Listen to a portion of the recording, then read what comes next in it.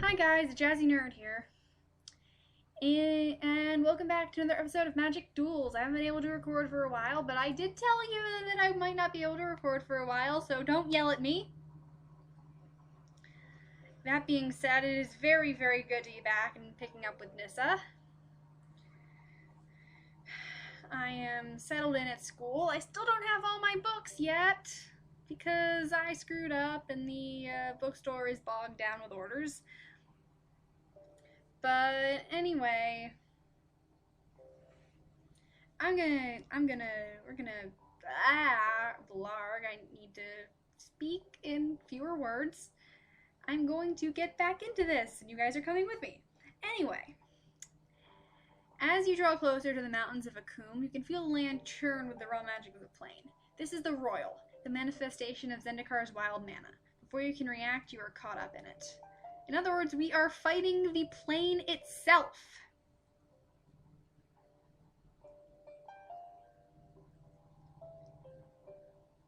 By the way, you guys remember back in the first episode of the Liana's campaign where I mentioned hedrons and didn't really know how to explain them? That's what these floaty things are.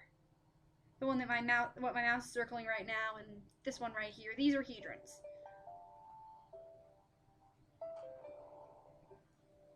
And it was what Sarkhan had was a teeny tiny little piece of one. Nissa versus the Royal. Opponent plays first.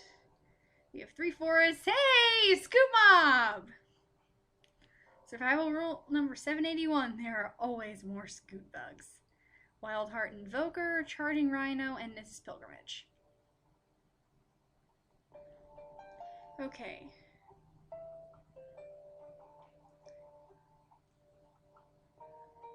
I think I like this hand. We've got a 1-drop. We've got our mana ramp. So I'm going to keep. We're up against blue.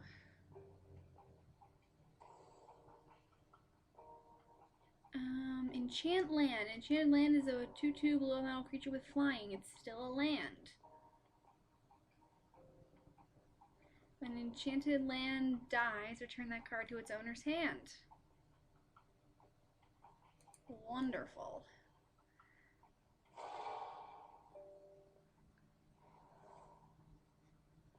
This is already going absolutely fantastically.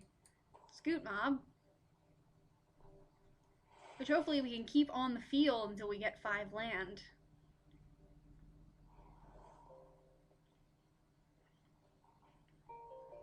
He's got no reason not to swing with his freaky enchanted land.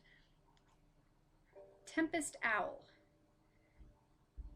You may pay an additional 5 mana as you cast the spell if it was kicked out of 3 target permanents. Well, he doesn't have the mana to kick it, thankfully.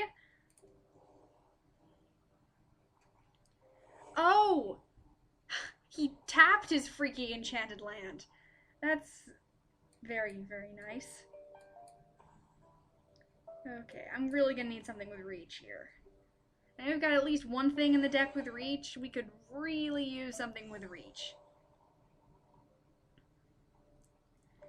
I am not, under any circumstances, swinging with the Scoot bugs.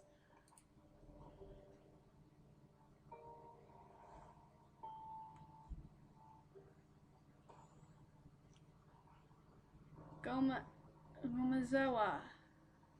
Oh no. Oh no, I remember this thing. Defender, tap it, put Gomazoa and each creature flying on top of their owner's libraries, and the players shuffle their libraries. Great.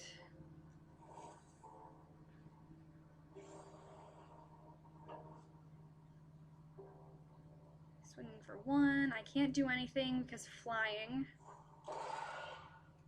Also, does that sound a bit loud? There.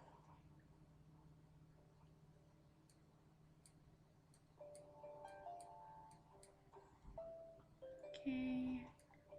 Pilgrimage.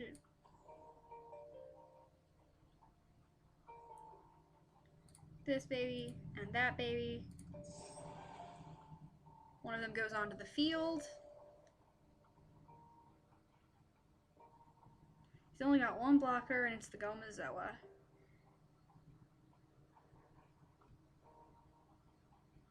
Okay.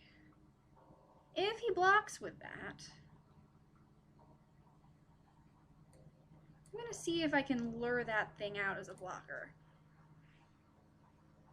And see if I can get him to tap it. Yep. Blocking. Not tapping.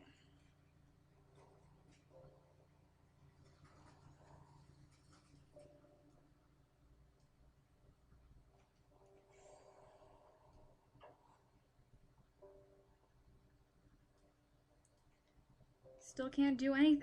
Still can't do anything because everything he's got is in the air.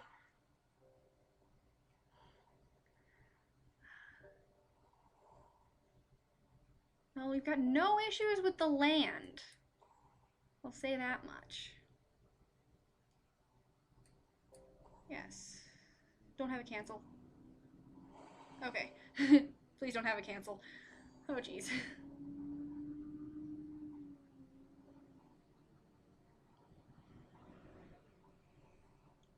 Okay. I'm gonna try this again.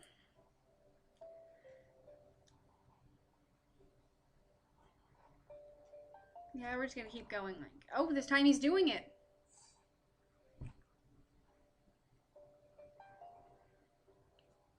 Okay, well, the Gomazoa's off the field. He's probably got another one floating around somewhere.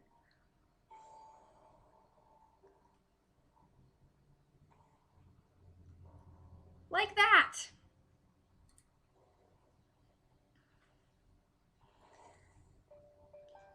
Well, look what just happened! Woo, scoop bugs! Give me that. Don't have an unsummon. Okay.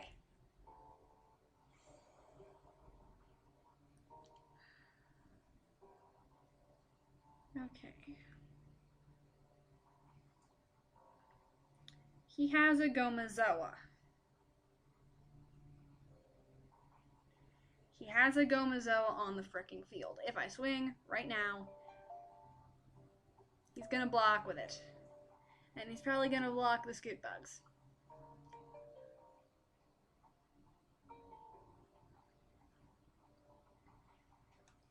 I'm gonna skip attack. I don't think I have any way to get rid of that. I don't have any destroys. I'm playing green. Ether Figment. He has the mana to kick it. He has the mana to kick it. Can't be blocked. And if it was kicked, it enters the battlefield 2+1/+1 counters on it. This is bad.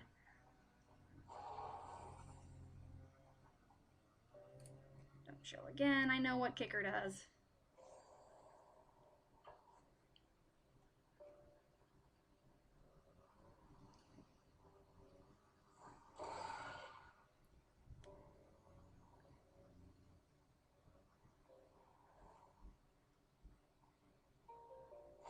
And, oh, hey, another Scoot Mob. Sure.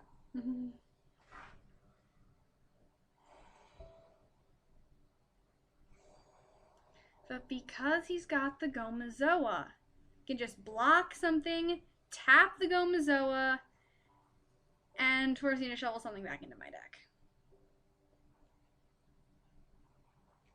And I've got so many big creatures that there's no way he wouldn't do it.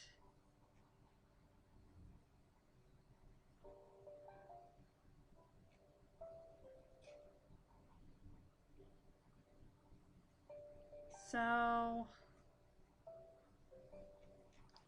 and that's the only thing he has to, that's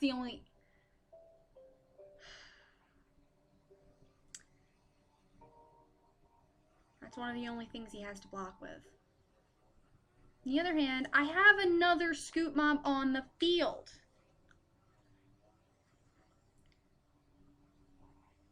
Attack with all.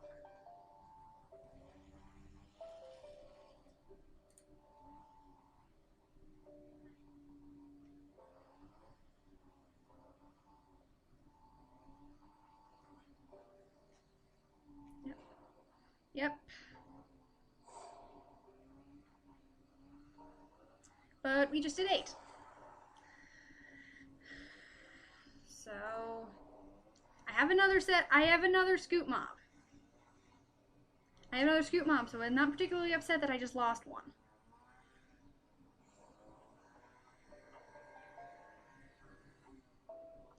No choice but to take 2. I don't have any real reason to save blockers because he's just swinging in the air. So, speaking of swinging in the air, he does not have the mana to kick that. Thankfully.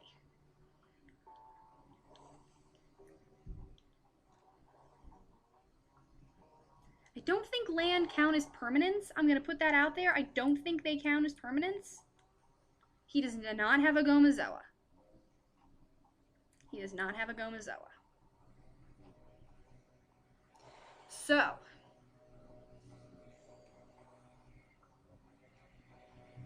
okay. Attack with all. Confirm. Stop timer.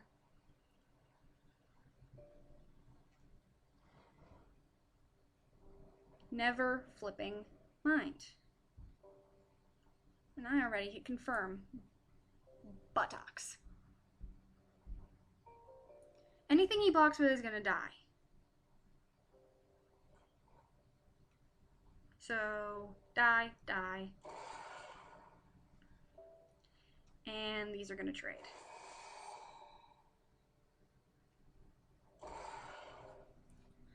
Well, that didn't go the way I planned, but we did empty a good chunk of his side of the field. We didn't take out the freaky enchanted land, but I wasn't expecting him to block with that as a land. And that's huge. The beginning of your upkeep, sacrifice Living Tsunami unless you return a land you control to its owner's hand. Wow. So he's got to keep putting his lands back to keep this on the field. If he had taken control of my lands, and there are cards that let you do that. But if he had taken control of some of my lands, that would be great for him, but he didn't, so it's not.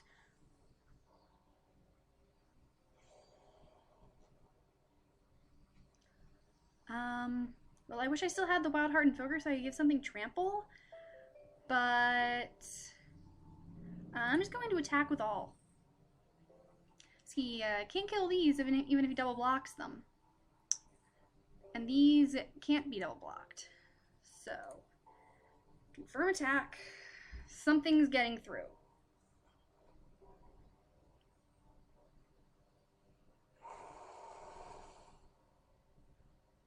Well, there goes Living Tsunami. And there goes the land. And 4 more of his life.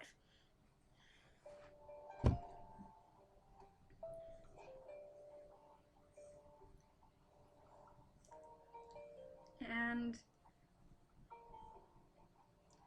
I think that was the land he enchanted. Primal Bellow, we finally get an instant. Target creature gets +1/+1 until end of turn for each forest you control. We've actually seen this before. I think it was in that custom deck I built that failed so fantastically. You know what? You know what? I'm going to be a jerk. I'm going to be a jerk.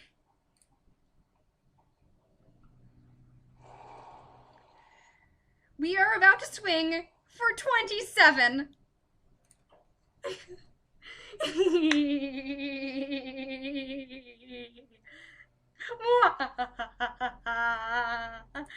I forgot to confirm attack.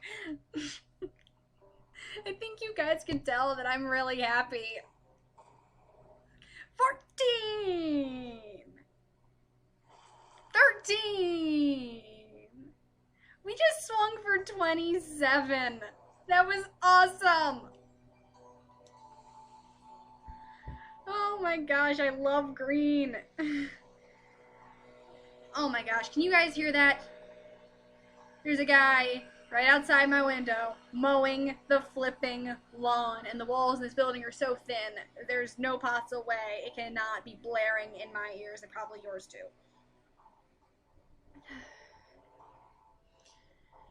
Anyway, we just swung for 27. That was so fun. And they got an achievement, Sage Animist. And this is campaign controlled a creature with total power and toughness 20 or greater. How about 2 creatures of total power and toughness 20 or greater? Well, actually, I'm not sure that counted. Second one, because we used an instant. As the roil subsides, the land before you coalesces into an earthen, beast-like form. The elemental approaches you with its head low, and you know that it is an ally. You form a bond with it, and you sense that it'll guide you the rest of the way to Akum.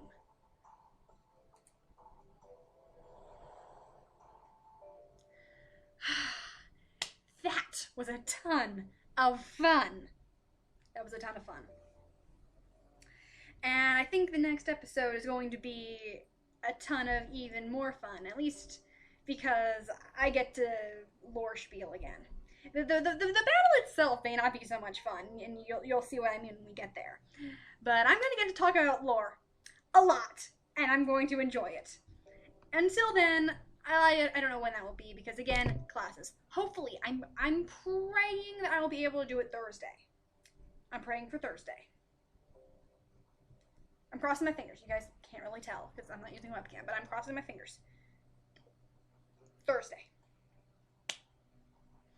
Until I will see you guys back here hopefully Thursday. Until then, stay jazzy.